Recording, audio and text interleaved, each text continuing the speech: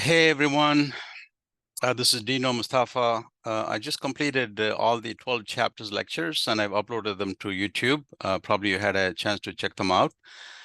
What I'm going to do now is to deal with some questions. I'm sure you're going to like this. So my approach to these questions is I'm going to pick some questions and I'm going to analyze them, do an analysis. So what do we mean by that? For example, take multiple choice questions. So there are usually four answer choices. So I'm going to pick my own choice as to which is the correct answer. And I'm going to tell you why I picked that answer. And I'm also going to tell you why the other three answer choices are wrong. So I'm hoping that this will help you to solidify your knowledge in the subject that question is dealing with. My only advice to you, or my request, is don't take my answer on its face value and just take it for granted and that's the correct answer. I wanted to go through the text and have good knowledge about the subject we're talking about in the question and see if I'm correct. Because my own colleagues, sometimes what they do, they just memorize others' answers provided by others, and they don't do much homework, and they try to write the exam, and some of them they fail because in the exam, the question could be worded a little bit differently. The whole idea about this exercise is to improve your knowledge in the subject by doing more discussion in talking about the answers, why something is correct and the other things are not correct. Okay, you get my point. That's the whole idea. So what I'm going to do is to share my screen. As always, I have a little PowerPoint going here. And you should be able to see my screen now. So let's go through this set of 10 questions. And I want to see some comments, whether you like the way I analyzed it, whether it helped you in in kind of improving the knowledge in the subject the question is dealing with. So make some comments, and so it'll kind of encourage me to do more. I can grab more questions and I can do analysis and put it up for you to check out. Okay, so please make some comments. So question number one, who is the insured person on your OAP1 under accident benefits? I'm just making sure my audio is good. Yeah, everything looks to be good. So OAP1 is Ontario Automobile Policy. And then the keywords here, the accident benefits and who is the insured person. So let's see the first choice, an occupant of your auto while you are on vacation in Florida, the occupant has his own auto insurance policy. I'm not quite happy with this, the way the answer is worded, because we don't know if this occupant of your auto while you are on vacation had your consent to drive the vehicle, or they're just an occupant and someone else is driving your vehicle and this person is an occupant and the person got injured. And the other point is that in Ontario, if you have your own automobile policy, that's where you go first. So I'm not quite happy about the way it's worded. So we're going to move on to the next choice. Remember the best practice. Even if you think the first one is the slam dunk, the right answer, if you think, don't just choose that.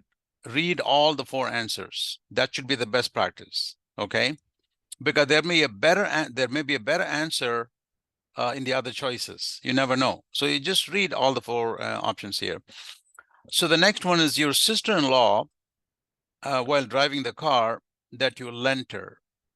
So there's really nothing wrong with this sentence. I don't see any problem.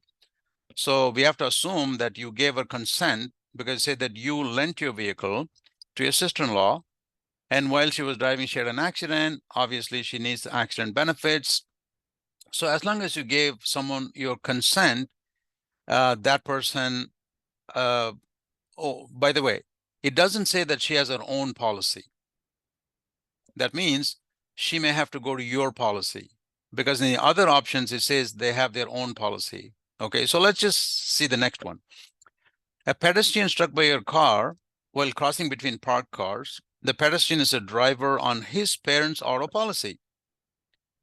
So even though he was struck by your car, is injured and needs accident benefits, because he's a driver on his parents' policy, according to the Ontario rules, he has to go to his own parents' policy first. That's how it works.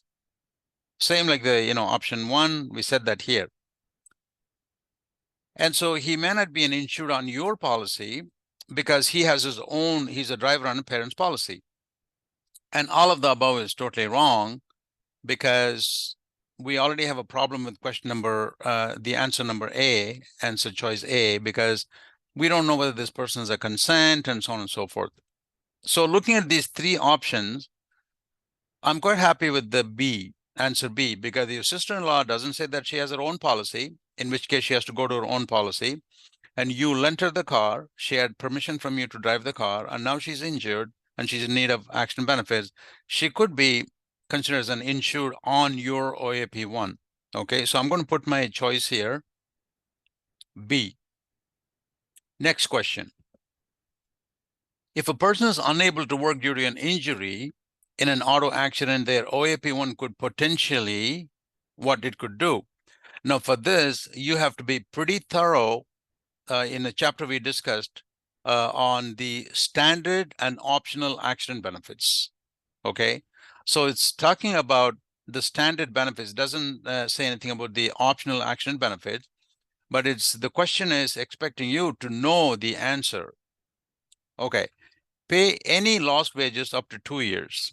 No way. I mean, any lost wages, no policy will do that. This is pretty open-ended, any lost wages.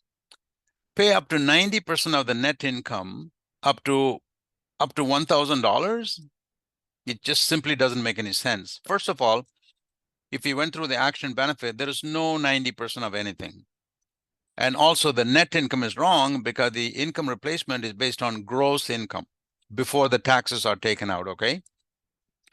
So I'm not at all happy with the A, and the B is totally wrong because there's no 90%. And C, pay any or all amounts. This itself is wrong. I mean, we're not going to pay any or all amounts up to age 65. Are you kidding me? No way. Insurance companies will go bankrupt, okay, if they do this, any and all amount up to age 65. So this is really wrong.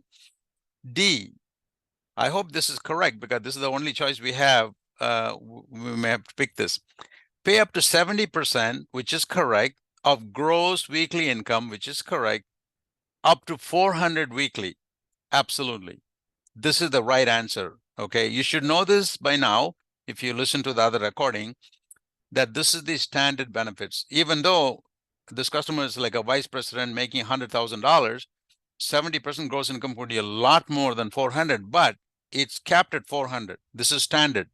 As you know, there are options. You can take it up to 600, 800, or even 1,000. But this one is just talking about the standard. So D is my choice. Next question. What is the definition of territory that is specified under the OAP1, where the customer's policy is going to be applicable? We usually say North America, US and Canada. Okay, let's see the options. Canada and the USA, and on vessels traveling between ports in these countries, that is correct, except Hawaii and Alaska. That's wrong. Because Hawaii is the 50th state in the US, in the Union, and Alaska is one of the states. So this is part of the US. So except Hawaii, this is wrong. A is wrong. Canada, which is wrong because it's Canada and the US is covered. That's a territory. Worldwide is absolutely wrong. No. And D, Canada and the USA are on vessel traveling between ports in these countries. This is perfect. So I like D. Okay, this is the correct definition of the territory for auto insurance. Okay, next question. The coverage for replacement transportation, which is known as the OPCF 20, provides coverage for which of the following? All expenses, I have a problem there right now. Okay, right away. All expenses, no, we don't do that. Incurred for the rental of a substitute auto due to the loss or damage to the insured auto, no matter how caused. What if somebody, was drinking and driving, and they had like a criminal offense, the damage was caused? Are we going to cover that? No matter how caused? I have a problem with that. And also all expenses incurred for rental? No. Usually OPCF 20, there's a limit. The limit is picked by the customer. It's usually 1,200, 1,500, 2,000, 3,000, whatever it is. It's not all expenses. Okay, it'll be within the limit. So A is wrong. 80% of all expenses incurred for the rental or substitute auto. Again, it's wrong because there is no 80%. When it comes to OPCF 20, we don't say, oh, you're going to get 80%. Also, of all expenses, this again is wrong. So B is not correct, okay? C, provides a replacement auto but not cover expenses. Well, that's sounds like an oxymoron. When you provide a replacement auto, you are covering expenses, right? So what do you mean, but not cover expenses? So this is wrong. D, reasonable expenses incurred for a rental of a substitute auto or cost of taxi cabs and public transportation. This is perfect answer. This is exactly the purpose of OPCF 20, okay? So I'm going with D. Question number 5, under defense cost, the insurer is covered for which of the following? Okay, so what is, first of all, the defense cost? So when a customer is sued and the insurance company is trying to protect them, fight the case in the court of law, there's a number of different costs like the lawyer fee, court fee, and things like that. Okay, now I know under the liability policy, this is the only time under the liability policy, the insurance company, they're willing to pick up the defense cost over and above the policy limit. Not in any other situation, like property, they don't. They will just go, if your house is burned down, they will not go more than the amount of insurance, okay? But when there's a court case, we know this because this is a practice in the industry. The liability policy will provide over and above the difference, over and above the policy limit, any defense cost. Okay, with that in mind, let's see the options. Legal fees over and above your limit of liability arising out of the loss or damage of person or property as a result of an automobile accident. Okay, I have no problem with that. But let's see the next one. Legal fees within your limit of liability for a lawyer that you hired. No, that's wrong. Because when you wrote the automobile policy, you irrevocably appointed the insurance company as your counsel, the people who will do the case for you in the court. You cannot go and hire your own lawyer. So this is wrong. C, cost paid by the insurer due to provisions of a statute, which is a law, relating to an auto insurance, which the insurer would not otherwise be liable to pay. Nah, that's too convoluted. We're not talking about any laws they are following, statutes. We're talking about a court case here, okay? And also, why wouldn't not they otherwise be liable to pay? So it doesn't explain why the insurer would refuse to pay. Okay, there's not much explanation here, so I'm not happy with this. Any interest accruing after judgment on the part of the judgment which exceeded the limit of liability. Well, there is something called the post-judgment interest, and I don't want to spend too much time on it. It's basically the plaintiff, he waited to get the verdict, the amount that was supposed to have gone to him, but then the defendant, he appealed the case. He dragged it on for another year or so, and then the defendant, the plaintiff was still waiting to get the money. And then the appellate court, they said, look, we cannot do anything different, so stay with the verdict that came out from the lower court. So now the plaintiff, he wasted like a year, okay, for example. So he should be given some interest. Okay, so we're not talking about that here. We're just talking about defense cost. So I'll go with A. This is the clear definition. Okay, A is the right answer. And then the next question is, Mr. White is involved in a two-car collision in which the other driver is determined to be 80% at fault. Mr. White requires extensive medical treatment for his injuries. Who will pay the medical treatment? Okay, so this is a good question. It's a very good question here. So there's the other person was at fault, 80% at fault. Mr. White requires extensive medical treatment. Who will pay the medical treatment? Okay, let's see the options. The at-fault driver's insurance policy. No. We said that I think back in question 1, when you have your own automobile policy, you always go to your company. Okay, that is the rule. At the facility association, no way, because this is a high-risk company that's run by the insurance companies.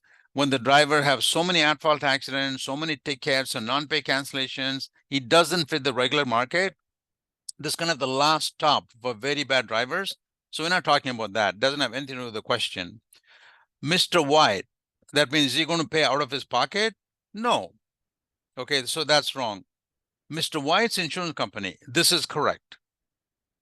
Because for any bodily injury, you go to your own company, okay? So answer D is correct. 7. So we have about 3 more questions. If an insured is charged and convicted of impaired driving, oh wow, okay, we have a big problem right here.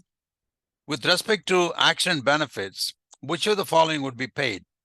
Now, as you know from my previous lectures, this is a criminal offense.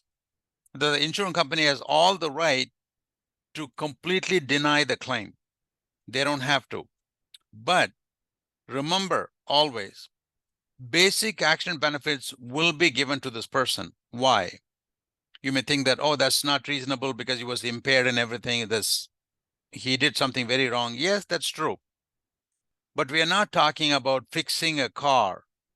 Okay, we are talking about helping a person get up on his feet and get going. Okay, because this is a human being. Think about that. He's hurt.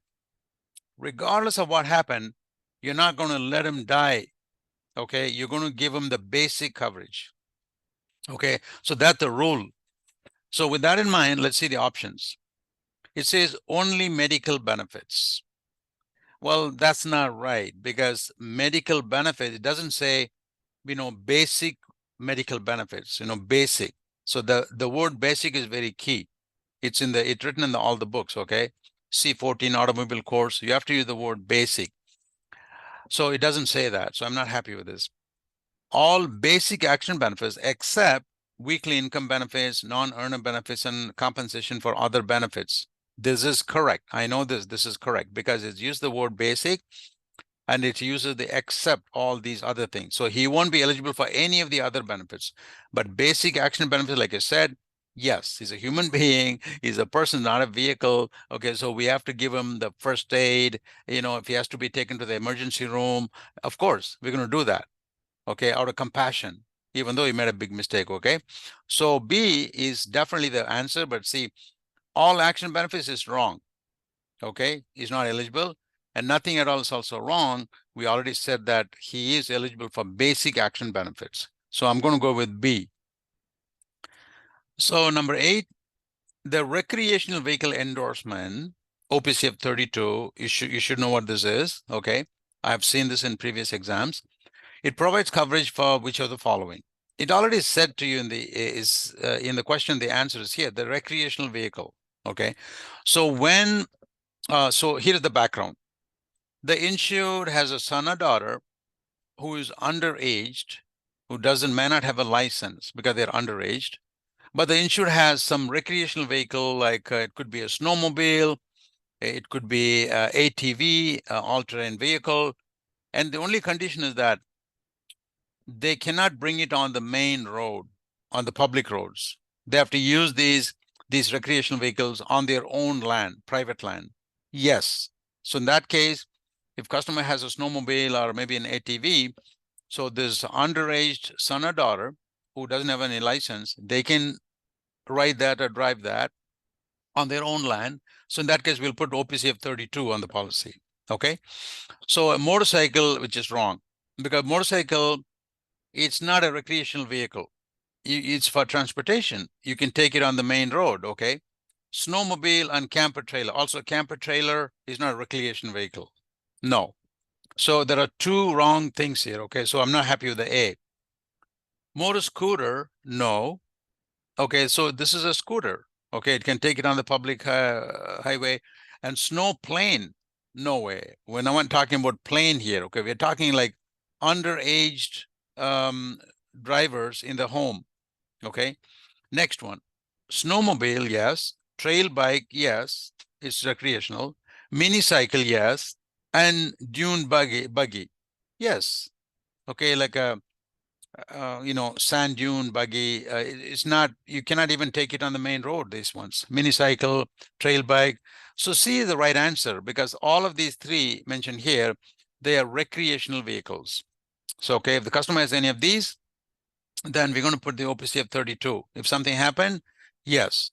So there may be some coverage.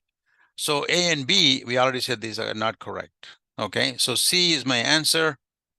And next question, the family protection endorsement. And this is one of my favorite endorsements, okay, OPC of 44. It provides coverage for which of the following? It's a very good question. Okay, you need to know, first of all, before I get to the answers, I want to give you a little background about what is OPC of 44. Okay, so once you know this endorsement and the purpose of them, then when you look at the answers, it's very easy to catch the right answer. Okay, so you have to know, you have to be knowledgeable about these endorsements. Okay, I'll give you an example. Let's say somebody came from the US to Canada, to Ontario. In the US, in the state of New York, which is from my home, is like 30 minutes drive. I can cross the border to New York. There in New York, the third-party liability amount, the minimum is $25,000. That's it. $25,000. I know this because I know some people who live in New York, and you can just Google it, what the minimum third-party liability in New York State, and you will see it's $25,000.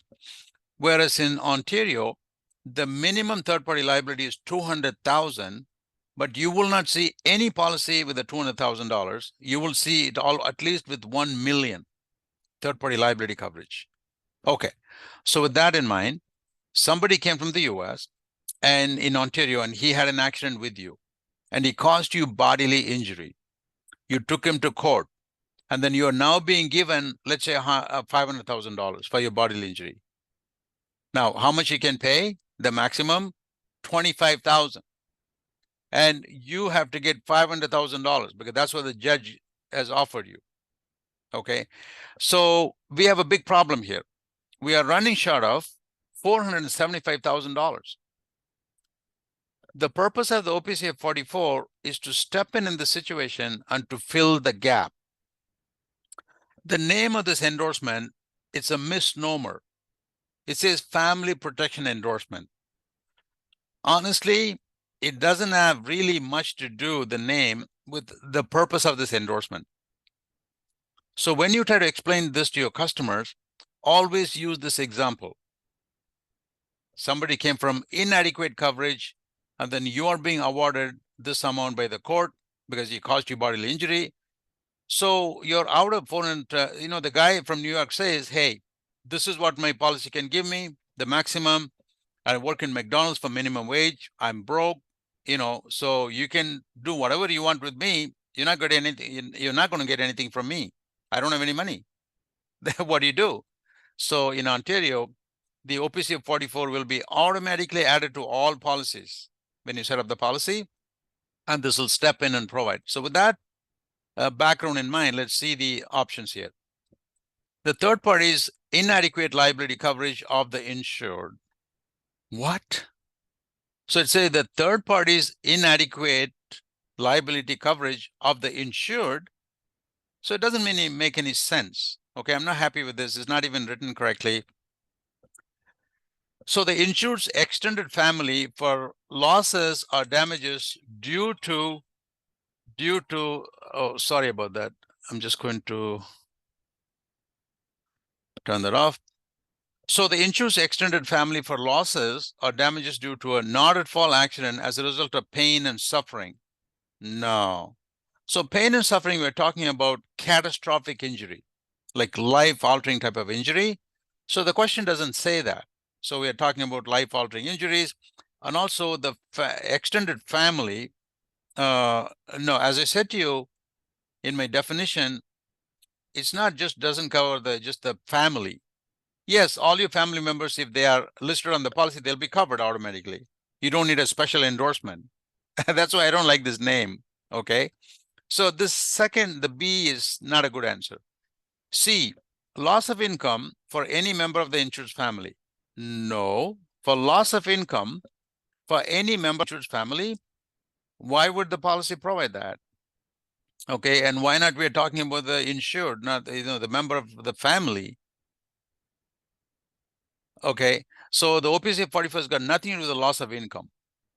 Now, D, the insured amount that he or she is legally entitled to recover. Okay, go back to my example quickly. The judge has awarded you $500,000. That means they are legally entitled to recover for an inadequately insured motorist, which came from the US, is very woefully inadequately insured for compensatory damages in respect to bodily injury or death of an insured person up to their own limits. So what it means is exactly what I explained. So their policy has 1 million limit. In Ontario, just you will not see any policy less than 1 million. And so we have a driver who is inadequately insured, and now you're legally entitled to recover $500,000. So that's how the OPC 44 will respond to pay you the difference. Up to your own limits, you have plenty of limit because in my example, the judge is offering you 500,000 and you have 1 million limit. So the OPC 44 is just kind of laughing and he says, I will come down and take care of it. And it'll pay you $475,000. Isn't that a cool endorsement? So D is my answer. Final question. Under the action benefits section of OAP 1, students who are injured in an auto accident and as a result are unable to attend school for an undetermined length of time may be paid how much? To answer this question, you actually have to know the amount, okay, because they're playing with the numbers here. You cannot just guess and give an answer. You have to know the answer here from the text. So here, the expenses that had been lost or incurred by the student or insured person up to 15,000 maximum. I know this. It's in the text. You can check it out, okay? So this is the right answer. I know this, but let's see the other one. Money from the Ontario Ministry of Education? No. Why would they do it for an auto insurance? Okay, auto accident. And nothing, no, that's not correct. And for their pain and suffering only. Oh, this means that this person, they're going to get something only if they are catastrophically injured. No, that's not correct. So A is the right answer. Okay. So my friends, we have come to the end of this section, this small section here. I'm just doing this like a test. Okay, so please make some comments and tell me if you're happy with the analysis, if it helped you at all. You can see while I was discussing the answers, I also went into definitions, some examples. Okay, so I'm hoping that this will help you to solidify your knowledge before you write your exam. Okay, thank you everyone and have a great day.